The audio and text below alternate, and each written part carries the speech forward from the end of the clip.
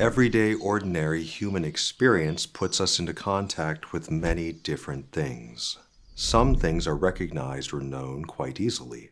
Other things, however, are more difficult to perceive or discover.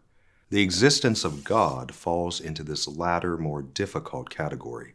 God exists, but we cannot sense him directly. And although the Catholic Church teaches that human reason can prove or discover the existence of God, she does not teach that it is easy for human reason to prove his existence. In this video, we are going to introduce the second way that St. Thomas Aquinas invokes to demonstrate God's existence by reason alone, the way of efficient causality.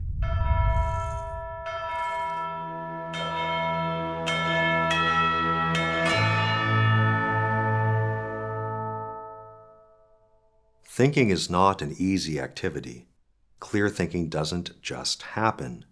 Deep thought about profound things requires a lot of time and intense effort.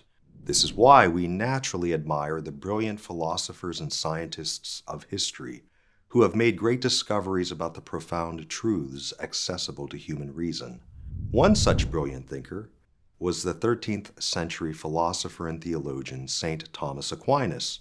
In his masterpiece, the Summa Theologiae, St. Thomas guides us through 5 rational proofs for God's existence.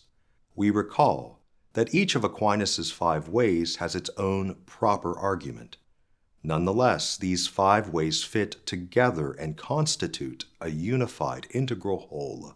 In other words, we can best appreciate the rational power of Aquinas' 5 ways if we consider all 5 in unison, because each of the 5 ways approaches the one God, the first cause of all reality, in light of the many aspects of created reality. Again, in this series of videos, we examine Aquinas' second rational way to God. And let us begin our consideration of Aquinas' second way with his own words. The second way is from the nature of the efficient cause. In the world of sense, we find there is an order of efficient causes. There is no case known, neither is it indeed possible, in which a thing is found to be the efficient cause of itself, for so it would be prior to itself, which is impossible. Now, in efficient causes, it is not possible to go on to infinity, because in all efficient causes following in order, the first is the cause of the intermediate cause, and the intermediate is the cause of the ultimate cause, whether the intermediate cause be several or only one. Now, to take away the cause is to take away the effect. Therefore, if there be no first cause among efficient causes, there will be no ultimate nor any intermediate cause. But if in efficient causes it is possible to go on to infinity, there will be no first efficient cause, neither will there be an ultimate effect, nor any intermediate efficient causes, all of which is plainly false. Therefore, it is necessary to admit a first efficient cause to which everyone gives the name of God. This is how St. Thomas Aquinas presents the second way to God.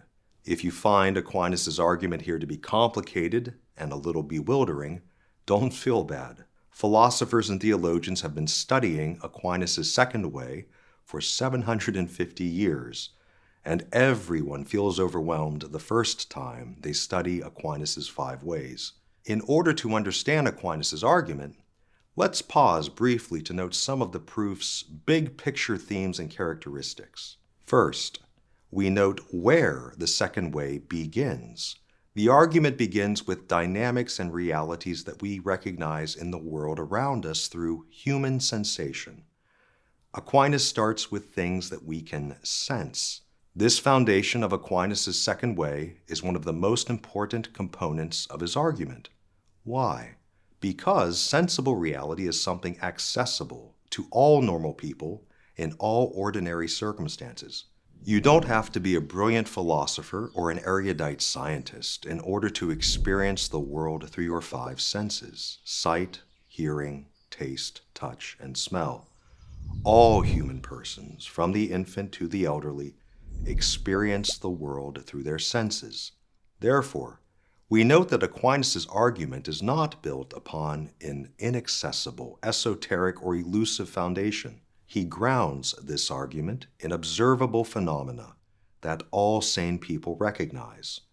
We can all sense things that really exist in the real world around us. Because sensation is a part of everyday human experience, it is a very strong foundation for his argument.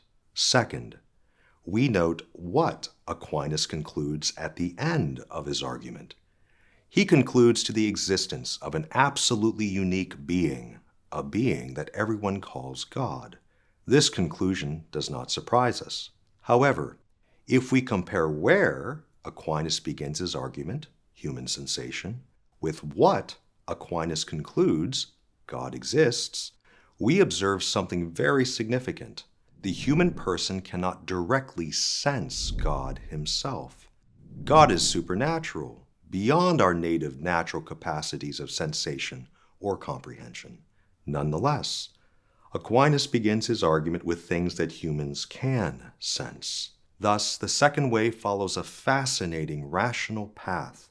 This argument begins with things that we can sense, the world around us, causality, and it ends in something that we cannot sense, God.